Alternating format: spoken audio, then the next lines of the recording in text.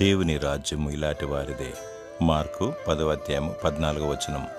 ధనవంతులు, జ్ఞానవంతులు, పేరు ప్రతిష్టతలు గలవారు మరియు గొప్పవారు దేవుని నిత్య రాజ్యంలోకి ప్రవేశించడం అసంభవం. ఎంతటి వారైనా సరే అందులో చేరలేరు, దానిని స్వతంత్రించుకోలేరు. యేసు ప్రభువారు ఒక చిన్న బిడ్డని ఎత్తుకొని ఇలాంటి వారిదే పరలోక రాజ్యమని సెలవిచ్చాడు. దేవుడు మానవులను తన పోలిక చొప్పున తమ స్వరూపమందు నిర్మించాడు. దేవుడు నిర్మలుడు, నిష్కలంకుడు. అలాగే పిల్లలు కపటము లేనివారు, ఎప్పుడూ నవ్వుతూనే ఉంటారు. దేవుని మనస్సును పోలినవారు, ఇలాంటి వారిదే పరలోక రాజ్యము. యేసు ప్రభు అని ఒప్పుకొని ఆయనను హృదయంలో చేర్చుకొని నమ్మి బాప్తిసం పొంది దినదినము దేవుని వెంబడించువారు పసిపిల్లల మనస్తత్వం గలవారు. మారు మనసును పొంది స్తుతి ఆరాధనతో వాక్యాన్ని ధ్యానిస్తూ ప్రార్థిస్తూ అంతము వరకు దేవుని వెంబడించు.